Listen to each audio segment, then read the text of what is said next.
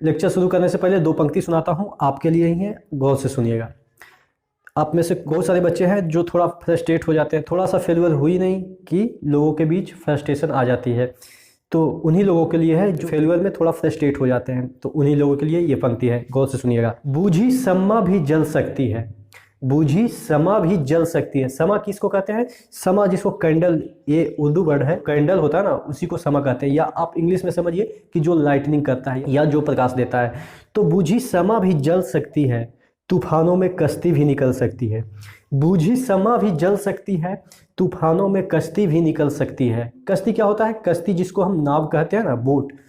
बूझी समा भी जल सकती है, तूफानों में कश्ती भी निकल सकती है। होके मायूस यूं ना अपने इरादे बदल, होके मायूस यूं ना अपने इरादे बदल, तेरी किस्मत कभी भी बदल सकती है। तो आशा करते हैं आपकी भी किस्मत कभी ना कभी तो बदलेगी। तो आपको पेशेंस बनाए रखना है, इसी तरीके से जिस तरह से अभी तक आपने बनाए रखा है, जिस तरह से अभी तक आपने मेहनत किया है, उसी तरीके से आपको पेशेंस बनाए रखना है। कभी ना कभी तो किस्मत जरूर बदलेगी। तो इन्हीं सब बातों के साथ आज हम एक नए टॉपिक का शुरुआत करने जा रहे हैं कि जो कि CBT 2 में काफ़ी इंपॉर्टेंट है। इससे न्यूमेरिकल पूछे जा सकते हैं, क्योंकि ये न्यूमेरिकल वाला टॉपिक है। कुछ इससे ऑब्जेक्टिव टाइप के भी प्रश्न बनेंगे, जो कि आपके थ्योरी टाइप के जो प्रश्न होते हैं उससे भी बनेंगे। तो आज हम बात करने जा रहे हैं हीट एंड टेम्परेचर की। जब हम हीट एंड टेम्परेचर नहीं पढ़ते थे तो हमें क्या लगता था, अगर किसी बच्चे को आप बोले जो 5 या 6 तक के जो बच्चे हैं, क्योंकि 9th या 10th में पढ़ना रहता है या 7th में पढ़ना रहता है हीट एंड टेम्परेचर, उस समय भी समझ में नहीं आता है। अगर उन बच्चों को बोला जाए कि हीट क्या होता है या टेम्परेचर क्या होता है, तो वो क्या समझेंगे कि जो गर्म हो जाता है उसी को हीट कहते हैं, जो गर्म हो जाता है उसी को टेम्परेचर कहते हैं। तो अगर उससे दोबारा पूछा जाए कि गर्म होता है तो उसको टेम्परेचर बोलते हैं या हीट बोलते हैं, तो बोलेगा कि दोनों में से कोई कह दो, बात तो एक ही है। लेकिन जब हम पढ़ेंगे तो ये चीज़ें एक नहीं है। हीट कोई और चीज़ है, टेम्परेचर कोई और चीज़ है। हीट एक डिराइव्ड यूनिट है और टेम्परेचर एक फंडामेंटल यूनिट है। मैंने यूनिट एंड मेजरमेंट में पढ़ाया था फंडामेंटल यूनिट क्या है और डिराइव्ड यूनिट क्या है। हीट एक प्रकार का एनर्जी है, एक प्रकार का एनर्जी है। जैसे मैग्नेटिक एनर्जी होता है, पोटेंशियल एनर्जी होता है, काइनेटिक एनर्जी होता है, उसी तरीके से हीट एक प्रकार का एनर्जी है। होता ना कि घर में बहुत सारे नाम एक बच्चे को दे दिया जाता है प्यार से, कोई छोटू बोल देता है, कोई गोलू बोल देता है। जैसे गोल मटोल रहते होंगे बचपन में, तो आपको कोई गोलू बोल देता है, कोई मुन्ना बोल देता है, कोई नन्हा बच्चा बोल देता है, कुछ भी बोल देता है। पर्सन तो एक ही है, पर्सन एक है, नाम अनेक है। उसी तरीके से एनर्जी एक वर्ड है। एनर्जी को पोटेंशियल एनर्जी भी कह सकते हैं, पोटेंशियल एनर्जी के फॉर्म में भी रहता है, काइनेटिक एनर्जी के भी फॉर्म में रहता है, हीट एनर्जी के फॉर्म में भी रहता है, मैग्नेटिक एनर्जी के भी फॉर्म में रहता है। बहुत सारे फॉर्म है एनर्जी के। तो उसी तरीके से हीट क्या है? एक प्रकार का एनर्जी है। टेम्परेचर क्या है? एक फंडामेंटल यूनिट है। जैसे हम किसी गर्म चीज को छूते हैं तो वो क्या होता है? वो गर्म महसूस होता है, तो उसका जो टेम्परेचर है वो समथिंग है। आप कहते हैं 20 डिग्री सेंटीग्रेड है, 30 डिग्री या 0 डिग्री, तो वो क्या कह रहे हैं? वो टेम्परेचर कह रहे हैं। जब आप 20, 30, 35 ये सभी बोलते हैं तो वो टेम्परेचर है। लेकिन अगर सपोज इस बोर्ड का जो टेम्परेचर है 40 डिग्री सेंटीग्रेड है और मेरे जो उंगली है उसका जो टेम्परेचर है 20 डिग्री सेंटीग्रेड है, दोनों का टेम्परेचर डिफरेंट है। इस बोर्ड का 40 है और मेरे उंगली का 20 है, तो मुझे गर्म लगेगा। तो जो यहाँ से जो एनर्जी होगी, जो एनर्जी होगी, इसका जो एनर्जी होगा, जो हॉट पदार्थ होगा उसके पास ज़्यादा एनर्जी होगा बनिस्बत कोल्ड पदार्थ के पास। ठीक है, यानी कि ये हॉट है, हमारे अपेक्षा तो ये हॉट है, तो इसके पास ज़्यादा एनर्जी होगी। हमारे जो उंगली है उसके पास कम एनर्जी होगी। इसके पास ज़्यादा एनर्जी कैसे हो गई? क्योंकि इसके पास टेम्परेचर है और टेम्परेचर के कारण मॉलिक्यूल इधर उधर मूव करते हैं। जब मॉलिक्यूल मूव करेंगे तो उसका, यानी कि पार्टिकल्स जब मूव करेंगे तो उसके पास एक एनर्जी आएगी। तो इसके पास तो एनर्जी ज़्यादा है, यानी कि जैसे ही हम यहाँ पे टच करेंगे तो इसके पास जो ज़्यादा एनर्जी है वो कम एनर्जी की ओर फ्लो करेगा। हमारे उंगली में कम एनर्जी है तो इधर से हमारी उंगली में फ्लो कर रहा है, तो किस फॉर्म में फ्लो करेगा? वो जो एनर्जी है वो हमारी उंगली में किस फॉर्म में फ्लो करेगा? वो जो फॉर्म होता है उसको कहते हैं heat energy. Heat energy related to temperature है, ये मैं मानता हूं, क्योंकि टेम्परेचर के कारण ही यहाँ पे ज्यादा एनर्जी हो गई और ये ज्यादा एनर्जी हमारे उंगली में जा रही है। तो कौन से फॉर्म में? पोटेंशियल फॉर्म में एनर्जी जा रही है, या काइनेटिक फॉर्म में एनर्जी जा रही है, या मैग्नेटिक फॉर्म में, या हीट फॉर्म में? तो heat is a form of energy जो हाई कंसंट्रेशन से लो कंसंट्रेशन की ओर फ्लो करता है। लो कंसंट्रेशन बोले तो हीट एनर्जी की मैं बात कर रहा हूँ। यहाँ पे हीट एनर्जी कम है और यहाँ पे हीट एनर्जी ज्यादा है, तो वो हाई से लो में फ्लो करेगा। तो हीट और टेम्परेचर में आपको अंतर समझ में आया? ऊष्मा और तापमान, इसका हिंदी है ऊष्मा और तापमान। ठीक है, हीट एक प्रकार का एनर्जी है, ये एक प्रकार का फंडामेंटल यूनिट है। आपसे पूछा जाएगा कि इसका डायमेंशन फार्मूला बताओ या इसका डायमेंशन फार्मूला बताओ, तो इसका डायमेंशन फार्मूला क्या हो जाता है, इसका डायमेंशन टी हो जाएगा, टेम्परेचर का टी हो जाएगा, और हीट क्या है, एनर्जी है, तो एनर्जी का डायमेंशन क्या होता है, एनर्जी को हम लिखते हैं एफ डॉट डी एस लिखते हैं, एफ डॉट डी एस लिखते हैं, यानी कि जितना वर्क हुआ वही तो एनर्जी होता है, जितना वर्क हुआ वही एनर्जी होता है। तो एस क्या होता है, ये डिस्प्लेसमेंट होता है, तो इसका फंडामेंटल यूनिट एल, और एफ का क्या होता है, एफ होता है एम ए, एफ क्या होता है, एम ए होता है, तो एम यानी कि मास रिप्रेजेंट कर रहा है, तो यानी कि एल और एम हो गया, और ए क्या क्या होता है, एल और टी टू द पावर -2, तो यानी कि M L square T to the power -2, ये इसका डायमेंशन फार्मूला हो जाएगा। ठीक है, एनर्जी का यानी कि हीट का डायमेंशन फार्मूला ये हो जाएगा। आपसे पूछा जाएगा प्रश्न में कि हीट का डायमेंशन फार्मूला, काइनेटिक एनर्जी का डायमेंशन फार्मूला, पोटेंशियल एनर्जी का डायमेंशन फार्मूला में क्या रिलेशन है, तो तीनों का डायमेंशन फार्मूला सेम ही होगा। जैसे ही एनर्जी बढ़ गया, क्योंकि हीट भी एक प्रकार का एनर्जी है,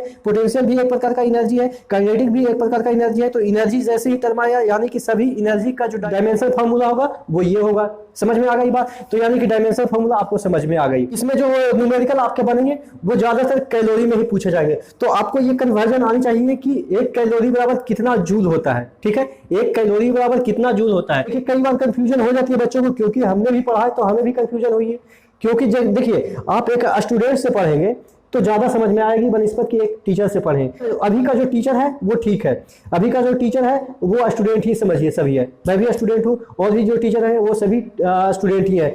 अगर आप पुराने जो टीचर हैं उनसे पढ़ेंगे तो और फीलिंग आएगा, क्योंकि वो चीजें एकदम से टीचर लेवल से पढ़ाते हैं, और टीचर लेवल और देखिए बच्चे क्या सोचते हैं और टीचर क्या सोचते हैं, उसमें अगर डिफरेंस आ जाएगी तो वो चीजें आपके दिमाग में नहीं जाएगी। जब आप बच्चे के तरीके से सोचना चालू करेंगे, एज एक टीचर अगर बच्चे के तरीके से सोचना चालू करेंगे तो चीजें ज्यादा समझ में आती है। जैसे जब हमने पढ़ा था ये चीजें तो हमें कंफ्यूज होती थी कि एक कैलोरी बराबर 4.18 जूल है या 1 जूल बराबर 4.18 कैलोरी है। ये चीजें जब बार बार हम कंफ्यूज हो जाते थे, तो हमें लगता है कि आप भी कंफ्यूज होते होंगे। आप नहीं होते होंगे, बहुत सारे बच्चे कंफ्यूज होते हैं, क्योंकि हम भी एक ह्यूमन बींग है और ह्यूमन बींग को ही पढ़ा रहे हैं, तो कंफ्यूजन लाजमी है कि दोनों का कभी ना कभी तो मैच करता ही होगा। तो एक कैलोरी बराबर 4.18 जूल होता है। याद करने का तरीका, एक है और 4 है, इसमें से बड़ा क्या है, एक बड़ा है या 4 बड़ा है, तो 4 बड़ा है। और जे का स्थान, यानी कि अगर आप अल्फाबेट रीजनिंग में पढ़े होंगे तो जे का स्थान क्या होता है, इजोटी एक नाम से ट्रिक पढ़े होंगे, तो जे का जो स्थान होता है 10th होता है, अल्फाबेट में 10th होता है। तो यानी कि जो ये 10 है और ये सी, यानी कि सी 3rd है और जे 10 है, यानी कि ये बड़ा है, तो यहाँ इसके साथ जो रहेगा वो बड़ा वाला रहेगा, यानी कि 4.18 रहेगा। और कैलोरी के साथ छोटा वाला, छोटा क्या होता है, 1 होता है, तो 1 कैलोरी बराबर 4.18 जूल होता है। ये चीजें आपको ध्यान रखनी है, यहाँ पे जूल नहीं लिखना है, यहाँ पे कंफ्यूज नहीं होना है कि यहाँ पे 1 जूल है या यहाँ पे 4.18 कैलोरी है। ये चीजें आप डिफरेंशिएट करके पढ़ लेंगे। कैसे पढ़ेंगे आपको मैंने बताया तरीका। अच्छा, एक कैलोरी क्या होता है, एक कैलोरी एनर्जी होता है। ये क्या है, ये एनर्जी है, जूल है, जो कि ऐसा यूनिट है, ये सीजीएस में। तो कैलोरी जो एनर्जी है वो कितना एनर्जी है, अगर हम 1 ग्राम वाटर को 1 डिग्री सेंटीग्रेड बढ़ा देते हैं तो जितना हमें एनर्जी की आवश्यकता होती है, किस फॉर्म की एनर्जी, हीट के फॉर्म में एनर्जी, हीट के फॉर्म में एनर्जी, तो जितनी हमें उष्मा की आवश्यकता होती है, या आप कह सकते हैं जितनी हमें एनर्जी की आवश्यकता होती है, उतना एनर्जी को हम 1 कैलोरी कह देते हैं। ठीक है, energy required to raise 1 degree centigrade of 1 gram water, उसको कहते हैं 1 कैलोरी। अब देखिए इसको भी डिफरेंट यूनिट में पूछा जाता है, हालांकि ये चीजें उतना इंपॉर्टेंट नहीं है, लेकिन मैं पढ़ा रहा हूं तो इसको भी देख लेता हूं। CHU यानी कि सेंटीग्रेड हीट यूनिट, इसका मतलब क्या होता है, इसका एक सेंटीग्रेड हीट यूनिट बराबर कितना होता है, 453.6 कैलोरी। एक जैसे आपने देखा कि 1 कैलोरी बराबर इतना जूल होता है, उसी तरीके से 1 सेंटीग्रेड हीट यूनिट बराबर होता है 453.6 कैलोरी। ठीक है, और 1 कैलोरी बराबर इतना होता है, तो इतना से मल्टीप्लाई करेंगे, 1 सेंटीग्रेड हीट यूनिट बराबर उतना जूल हो जाएगा। ठीक है, 1 degree centigrade temperature range of 1 pound water, यानी कि 1 डिग्री सेंटीग्रेड से 1 पाउंड वाटर को हम रेज करेंगे तो जितना हमें एनर्जी की आवश्यकता होगी उसको कहेंगे centigrade heat unit. Centigrade heat unit कितना आवश्यकता होगी, इतना एनर्जी की हमें आवश्यकता होगी। 1 पाउंड वाटर को हम 1 डिग्री सेंटीग्रेड गर्म करेंगे तो हमें इतना कैलोरी की आवश्यकता होगी। 1 पाउंड क्या होता है, मैंने यूनिट एंड मेजरमेंट में बताया था, 0.45 जो केजी है उसको कहते हैं 1 पाउंड। वहां पे मैंने डिटेल में बताया है, याद करने का तरीका भी बताया, 1 पाउंड को कैसे हम केजी में याद करेंगे। एक होता है ब्रिटिश थर्मल यूनिट। एक ब्रिटिश थर्मल यूनिट बराबर क्या होता है, 252 कैलोरी। यानी कि ये कहना चाह रहा है, लैंग्वेज में अगर बोले तो 1 फ़ारेनहाइट टेम्परेचर अगर रेज करेंगे 1 पाउंड वाटर का, 1 पाउंड वाटर क्या होता है आपको समझ में आ गई। 1 डिग्री फ़ारेनहाइट, यहाँ पे है 1 डिग्री सेंटीग्रेड, 1 डिग्री फ़ारेनहाइट अगर 1 पाउंड वाटर को हम रेज करेंगे तो हमें इतना कैलोरी एनर्जी की आवश्यकता होगी। अब देखिए, हीट को भी 2 प्रकार से डिवाइड किया गया है, sensible heat and latent heat.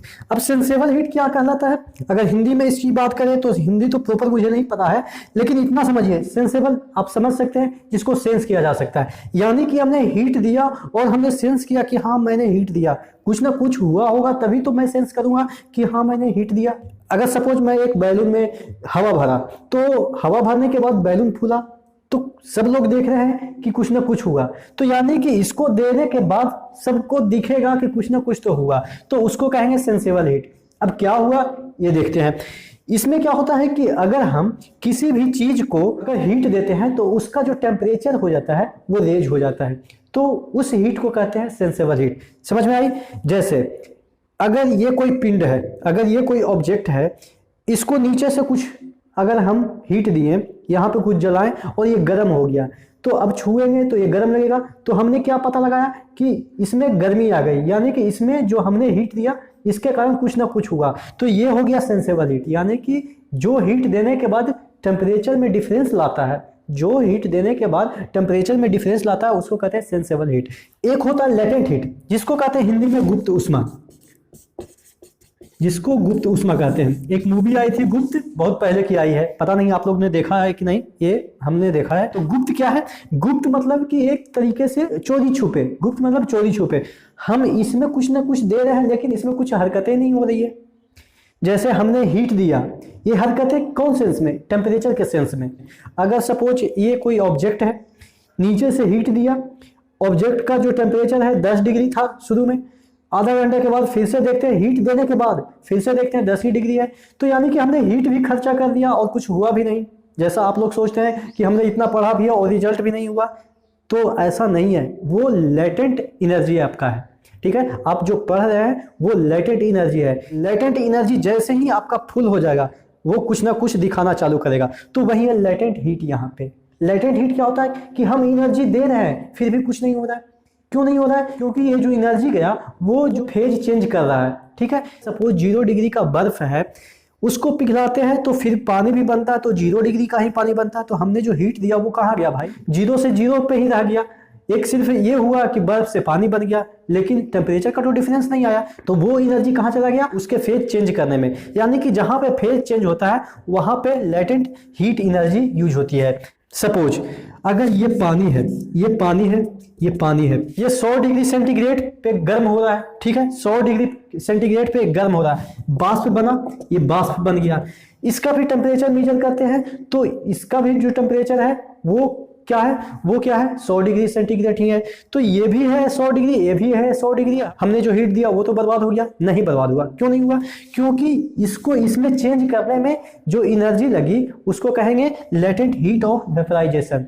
Latent heat of vaporisation. और वाटर का कितना होता है, 540 कैलोरी पर ग्राम। ठीक है, अगर 1 ग्राम वाटर को हम जो कि 100 डिग्री सेंटीग्रेड पर है उसको वेपर में ट्रांसफॉर्म करें तो कितना कैलोरी हमको उष्मा की आवश्यकता होगी, 540 कैलोरी उष्मा की आवश्यकता होगी।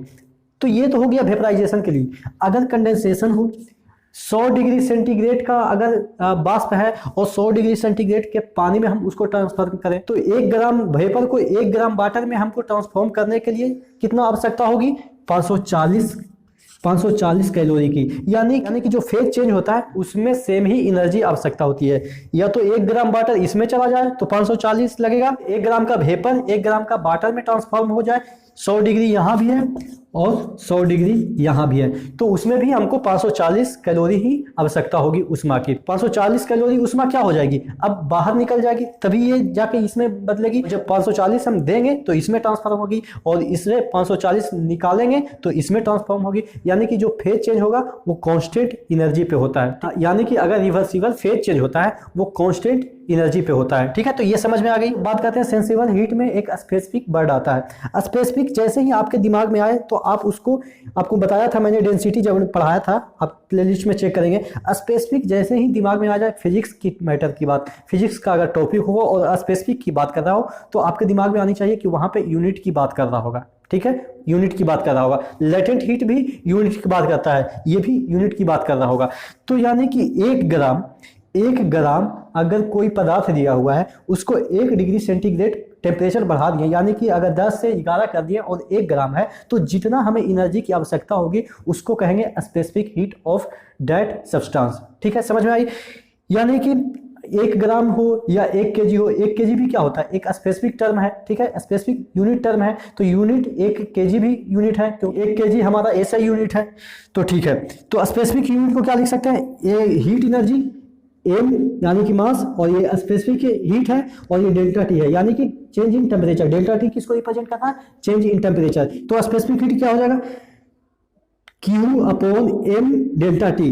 क्यू जितना हमें एनर्जी आवश्यकता होगी 1 ग्राम या 1 केजी, अगर 1 ग्राम लिखेंगे तो स्पेसिफिक हीट क्या कहलाएगा, जूल। अगर इसको जूल लिखते हैं तो जूल अपॉन 1 ग्राम 1 डिग्री सेंटीग्रेड। ठीक है, ये स्पेसिफिक हीट हो गया, याद दिया रहेगा स्पेसिफिक हीट। इसको अगर किलो जूल में लिखें, किलो जूल अपॉन 1 केजी, और ये डेल्टा टी को अगर केल्विन में लिखें तो केल्विन इस तरह से, किलो से किलो कैंसिल, फिर भी आ जाएगा हमारा क्या, जूल ग्राम केल्विन या जूल ग्राम सेंटीग्रेड, कुछ भी आप लिख सकते हैं। ये चीजें आपको दिया रहेगा न्यूमेरिकल में। तो ये स्पेसिफिक हीट हो गया। तो specific heat, sensible heat, latent heat क्या होता है, और ये जो डिफरेंट यूनिट है 1 कैलोरी बराबर क्या होता है, ये सभी चीजें आपको समझ में आई होगी। तो ये थी आज का इंट्रोडक्शन। आगे हम इसी को कंटिन्यू करते हैं, क्योंकि जो हमारा मेमोरी है वो बहुत कम है। आपको मैंने बताया है कि 5000 का मोबाइल में कितना मेमोरी पावर होता है, तो उसी के अनुसार हम रिकॉर्डिंग करते हैं। जैसे जैसे कुछ बजट हो जाएगा तो हम एक अच्छा कैमरा वाला मोबाइल लेंगे, तब तो और भी मज़ा आएगा। हालांकि मैं आप लोग से तो पैसा मांग नहीं सकता, क्योंकि ये मेरा इथिक है नहीं कि हम आपसे पैसा मांग, आपसे अगर पैसा मांगा जाएगा तो मैटर वहाँ पे आ जाएगा कि ये तो लालची है व्यक्ति है। तो ऐसा कुछ नहीं है, मैं पैसा भी नहीं मांगूंगा, और मैं जो भी दूंगा अपने बजट के अनुसार ही देने की कोशिश करूंगा। 5000 के मोबाइल में आप समझ सकते हैं कितना मेमोरी आता है, इतना में तो अब तक तो भर चुका होगा। कोई बात नहीं, हमारे पास उतना बजट नहीं है, लेकिन हम चीज़ें तो पढ़ सकते हैं, छोटे छोटे तरीके से ही पढ़ सकते हैं, लेकिन हम पूरा कवर करेंगे। आपने देखा छोटे छोटे वीडियो में मैंने पूरा आपका सिलेबस कर दिया, ड्राइंग हो, CBT 2 के और भी जो सिलेबस है सब मैंने पूरा किया, तो ये चीज़ें भी पूरा हो जाएगी। तो अगले वीडियो में मिलते हैं, तब तक के लिए धन्यवाद।